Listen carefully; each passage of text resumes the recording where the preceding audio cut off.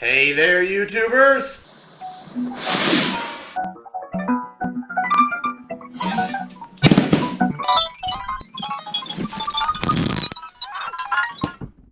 Hi there, Dr. Sheep here. Welcome back to another astronomy video. Now, I usually joke about how long it's been since I made a video like this. But we're back into the regular science video rhythm, and so there's really no point. Well, there's also no point to this sentence then. So 2 weeks ago, I hope, I talked about the Bortle scale.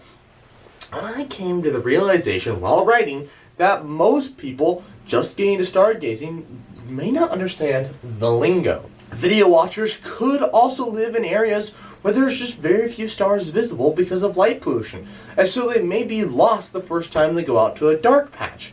That's where I, and this video, come into play. My intention is to get you up to speed with the rest of us astronomers. Or attempt to anyways. Now, I don't know if this will be one video or two or maybe even more. I have no idea. I never listened to my speech teacher who said if to write the body of your speech or any essay, then your intro. One of these days, I'm going to write the conclusion, then the intro, and then the body, just to piss her off. Oh boy. I digress. Let's move into the video. The progression of these scenes will try to follow your slow progress learning how to stargaze. One last thing. I'm teaching you what to look for and telling you what to expect. I am not teaching you what to bring. That is another video for another day. I promise and cross my heart and hope to live. Oh. Oh. You know, I'm stretching and working out, but that still hurts.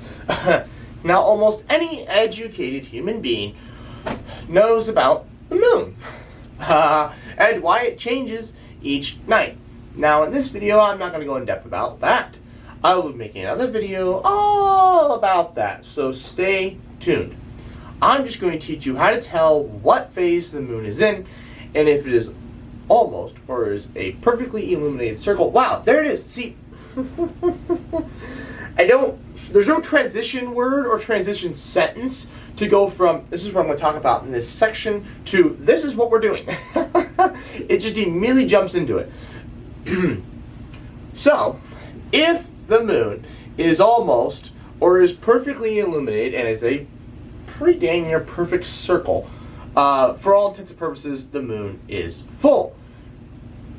Now, it will be super bright. It can even light up the ground around you, especially if there's snow out.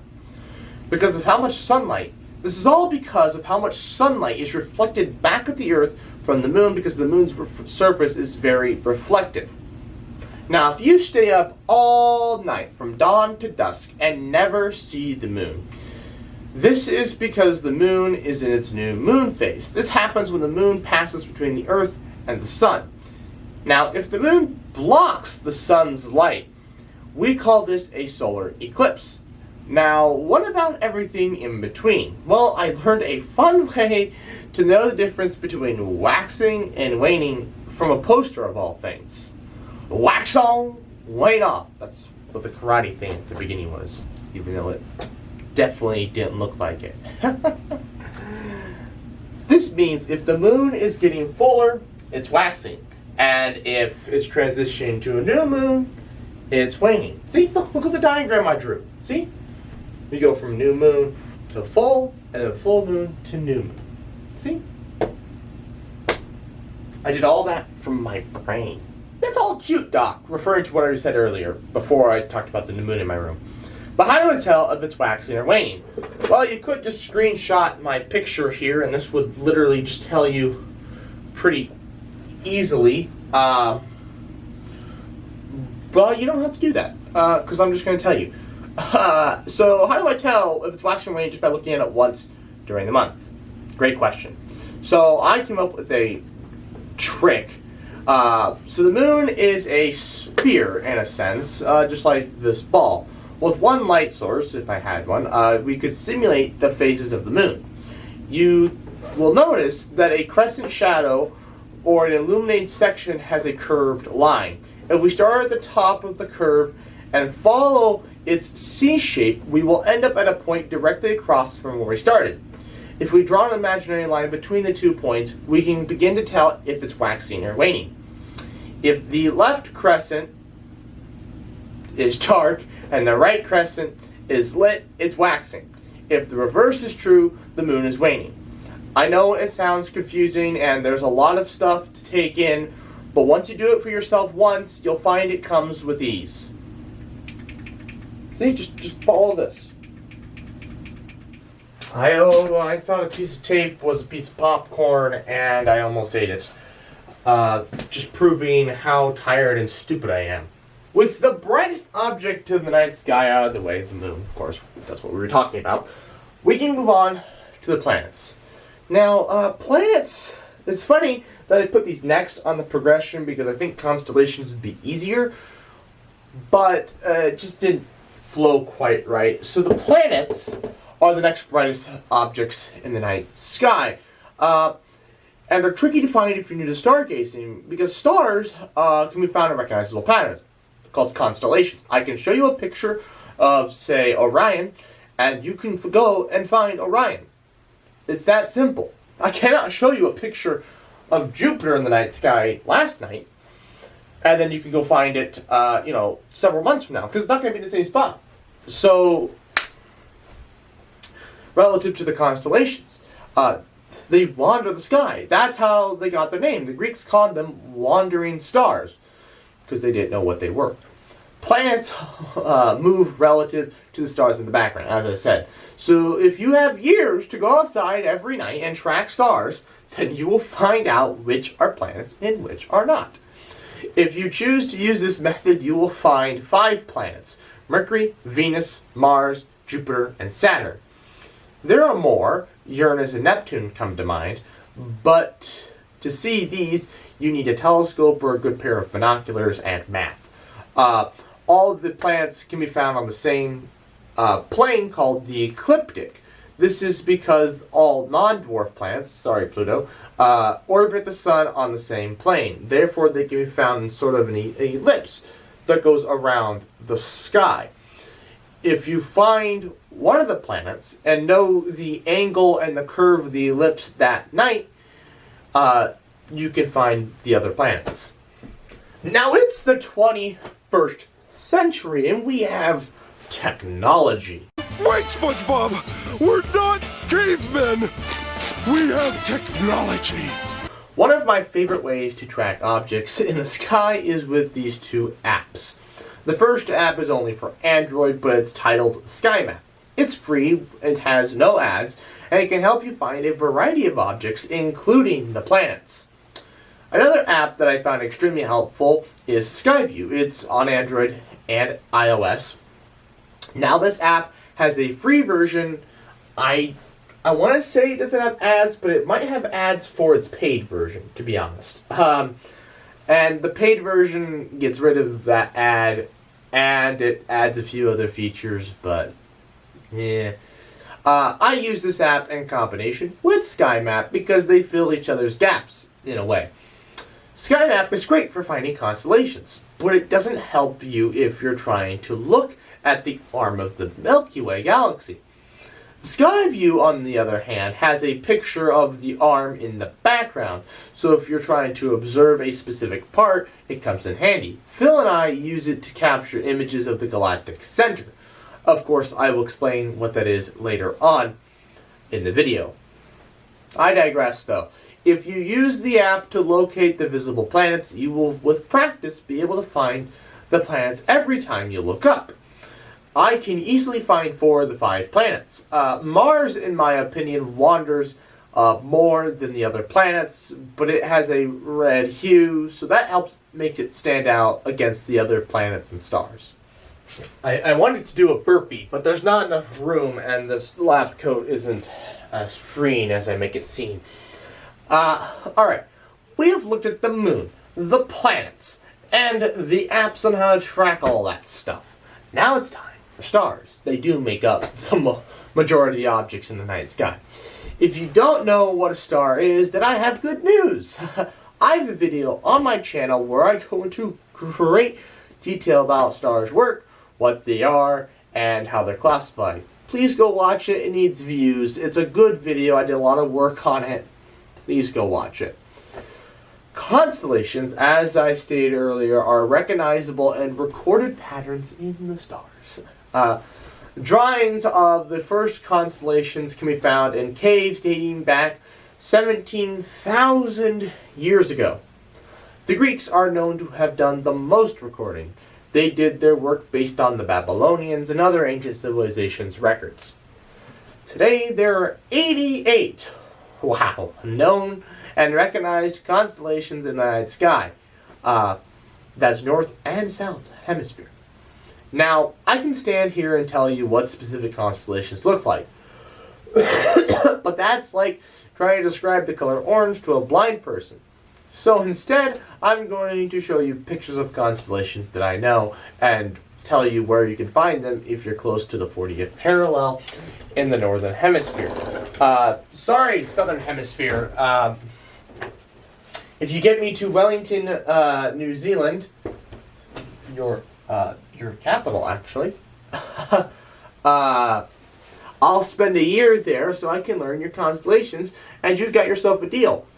I picked Wellington because it's very close to the 40th parallel, which is where I am. I'm in southeastern Nebraska, and so the southern border of Nebraska is the 40th parallel, fun fact. And so it follows it. So, I mean, about 41 and 42. So, there's an interesting fact. It's not the same for,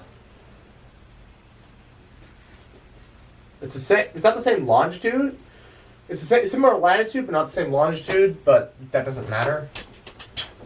It literally doesn't matter at all. Wow, I can't go back up? Okay. Okay, the first of our constellations is Ursa Major. I am re-recording this audio because the original video had a glaring mistake in it and I couldn't put it up in good faith. Anyways, Ursa Major is the constellation that contains the Big Dipper. The Big Dipper can be seen all year round in the Northern Hemisphere, and it points to the Little Dipper, or Ursa Minor. Ursa Minor contains Polaris, or the North Star. Polaris is at the end of the handle of the Little Dipper, and is being pointed at by the two stars at the end of the ladle in the Big Dipper. Polaris is called the North Star because it is in line with the Earth's axis of rotation, and always points north. However, it isn't always the pole star. It changes out with Vega in a 2,000-year-long cycle. This is due to the slight wobble in the Earth's rotation. All in all, these are solid constellations to know. Cassiopeia is actually a newer constellation to me, as I used it to learn the location of the Andromeda Galaxy. I used it instead of the Andromeda constellation, then that's the constellation that Andromeda resides in, because it's more pronounced than the Andromeda constellation itself. Cassiopeia makes a nice arrow that points towards Andromeda, just to the south. One interesting thing is that if you were to observe the solar system from Alpha Centauri, the sun would join the constellation as a yellow spot. Alpha Centauri is the nearest star system to our own. The rest of the constellation would remain unchanged due to the fact that Cassiopeia stars are just so much further away than the sun. Actually, when I say Cassiopeia is so much more pronounced than Andromeda, it's actually more pronounced than most of the constellations. I went stargazing last night, and you want to know what the first constellation I saw was? Cassiopeia. I mean, there could have been other constellations that I just don't know that might have been more visible, but it was so easy to pick out. I'm like, oh, there it is. They're just so bright. Now, this will change based off the year. I'm pretty sure Orion, which I'm going to talk about next, is just as recognizable and easy to point out if it's the right time of year. Oh, Orion, auto parts. Ow! I guess star parts, really. The next constellation, as I alluded to in the previous scene, is Orion. Quite possibly one of the most recognizable constellations in the night sky. It is actually one of my favorites. I have a photo of it I took of myself, that I took of it myself on my computer lock screen. Its most recognizable features are the 3 stars in its belt and the 3 stars in its sword. Belt, sword, and you'll see in the photo, of course. Orion is most visible from January to March, i.e. it's visible in the evening sky and not in the morning sky. It can be seen from May. It cannot be seen from May to July, which is a bummer because to observe it you have to be cold, unless of course you go to the Caribbean or the Bahamas, someplace nice. But I'm here, where it's very cold. Lastly, it can be found in the southern sky as a great way to find other objects in constellations. I use it to find Gemini, and a few others. The next constellation is a new one to me. Although 3 of the 6 constellations I'll talk about I've actually observed my entire life, so most of these are new. Nevertheless, Scorpius can be found in the southern sky and is a member of the famed zodiac constellations. The zodiac is a belt of constellations that the sun passes throughout the year. It is also linked to astrology, which is fake, and it's all the attention I'm going to give it. It can be found near the galactic center of the Milky Way, which is why I have taken interest in it. I'm going to talk more about the galactic center after the next and final constellation. Scorpius' location in the southern sky makes it difficult to observe in northern latitudes. It doesn't get very high in the sky as the year progresses. This makes it susceptible to being washed out by light pollution, as that tends to be more prominent on the horizon. The best time to view it is in the spring to early summer. Hello, it's me again, because I must have deleted my footage for the next constellation. The last constellation I'm going to talk about is Sagittarius, another member of the zodiac, and is located in the southern sky. Sagittarius has the same issue as Scorpius with light pollution due to it being so close to the horizon. Nevertheless, if you get yourself into a dark spot in the spring, you're in for a treat. The constellation, the most visible stars that is, make a teapot shape. The spout of the teapot points to the galactic center. Again, that will be in the next scene. The full constellation is supposed to be an archer, and the tip of the bow points to the center. This is why I find Sagittarius useful. If I find the teapot, I find the galactic center. Our solar system exists in a large collection of stars called a galaxy, and our universe is filled with galaxies, billions of them. Most of these galaxies, well actually, damn near all of them, are too far away to be seen with the naked eye. Our galaxy is called the Milky Way galaxy and gets its name from the large amounts of dust and gas that can be seen with the naked eye in the darkest spots. It looks like way. The galaxy, our galaxy specifically, is a spiral galaxy, and our sun is in one of the arms of the spiral, because the spiral has these outstretched arms. We are kind of closer to the edge of the galaxy than we are to the center. Anyways, to find it in the night sky, look straight up, my guy. It's that easy. If it's dark enough, you will notice a dense collections of dim stars that stretches across the night sky.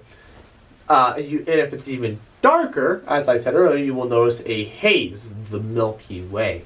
And that's the dust and gas. The collections become less concentrated, as is the dust and gas, in the northern sky. This is because you're looking out of the galaxy. The collections become more dense in the southern sky, northern hemisphere only, they become more dense in the southern sky as you're looking into the center. The center is the brightest and most elegant part of the Milky Way. I'm so jealous of everybody in the southern hemisphere. They get a good look at, they get like the best view. When you look at photos of the arm or the center online and compare them to what you see in a dark spot, although there aren't many of you who are watching this video who have been able to go see a dark spot, if you get the chance though, you might feel let down. You know, people say photos don't do us justice. Well, photos do more than it's justice. The camera can just take in more light than your eyes. It's simple as that. Your eyes just can't take in enough light to see the whole picture. It will look more like a haze that you want to just swipe away, as I mentioned earlier. You want to swipe it away so you can look at the stars that reside within it. The haze is the dust and gas, as I mentioned earlier. And that normally can't be seen because of light pollution. So if you're in a place that's dark enough, feel blessed. Either way, I feel like it takes multiple trips to a dark patch to fully appreciate what you're looking at. I could keep talking on and on about the Milky Way, but I've got more objects to show you, so let's keep moving. Cannonball! Oh, Jesus! I about hurt myself. Oh, dear God. The closest galaxy to our own is Andromeda. I've mentioned Andromeda earlier. And in darker sky, it's supposed to be visible to the naked eye as a blurry spot. I've been to a Bora 1, and I couldn't see it without binoculars, so I don't know what to tell you. You can see other galaxies as well, supposedly, but those are even harder to spot. Editor's note, new thing. I have been back to a Bora 4 to do stargazing, and let me tell you, you can see it. I've actually taught myself exactly where to find it repeatedly using Cassiopeia and Merrick, one of the, I think that's how you say it, I really don't know, one of the stars in the Andromeda constellation. Anyways, and this is kind of what it looks like through binoculars if you invert the colors. But yes, I think I could see it. It's kind of like a little blurry star. It's very, very dim. If you look through it but through binoculars, though, it's stunning. Well, I shouldn't say stunning. It's a gray, blurry splotch, but yeah. What are you gonna do, right? So yeah. So Andromeda, it's actually supposed to be really big. Actually, so the moon is 1 arc second in the sky, okay? Andromeda is supposed to be 6. But again, our eyes just aren't sensitive enough, and I think if I had the right setup, I could get a fantastic photo of Andromeda, but I just don't have that. Subscribe and we can get there. Other objects in the night sky to observe are nebulae, or a nebula for singular. These are large collections of dust and gas where new stars are born, or they're the remnants of stars that have exploded in a supernova. We call those planetary nebula, but unless you look up which is which, they're all going to be said as a nebula when you look at them in the night sky. Anyways, the more visible ones, like the Orion Nebula, can resemble something close to a star, but upon closer examination with binoculars or a telescope, you will find dust clouds. I have yet to look at one through either, and I fully intend to at some point, but depending on the objects, they can just be fuzzy gray blobs. This is again due to the fact that our eyes cannot take in enough light. However, if you've got a big telescope like the Hubble, you can get some really cool images, like the ones I'm going to show you.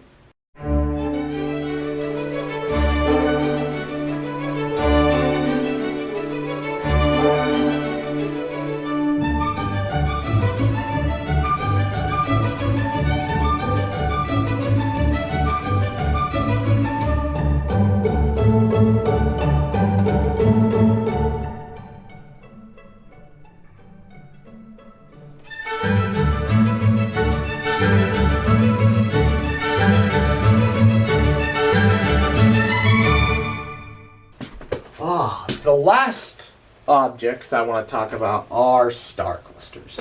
These come in two types: globular clusters and open clusters. Stars and globular clusters are still gravitationally bound together by some large thing. Could be a black hole, could be dark matter, who knows. Open clusters are free to wander the galaxy. One of the most visible and most famous open clusters are the Pleiades. They kind of look like that. One of the most visible, they are a personal favorite of mine, and I enjoy to look at through binoculars. Again, I was stargazing last night. They were wonderful to look at through binoculars, and I hope to get a zoomed-in photo of them when I go out west next week, if weather permits. The easiest way to find them, if you haven't already found them just by looking at pictures I've shown you while I'm standing here talking, is to use Orion. If it's up, if he's up, they will be up and to the north of his left arm. So, happy hunting. There's so much more I could cover, but this video should pretty much just get you up to speed with most astronomy stuff. Obviously, if you want to get more in depth with your stargazing and that kind of stuff, Google search. Also, again, I will be doing a video in the future. I don't know when. Could be the next video. I don't know. I will be doing a video in the future on how to make a stargazing kit. That should be pretty fun. I actually have built my own, and I want to give you guys some of your input. But anyways, if you have any questions, please feel free to leave a comment. And in the meantime, I would like to thank you all for watching. Please like, comment, share, and subscribe. New videos every other Friday, 11 a.m. Central Time. And good night. Subs for trees. Subs for trees. Subs for trees. Subs for trees. Oh, you're still here? I thought I told you to go home. Oh, you want more? I'm flattered. Check out the playlist. If you want exclusive content, check out my Instagram, Dr_Sheep_YouTube. That's all lowercase. If you want to help the earth, subscribe. When I reach 100 subscribers, I'm going to plant 10 trees. If you feel that's too small, then check out my channel chart where I lay out even bigger goals. Finally, stick around for the next 20 seconds to give me that sweet watch time. Bye.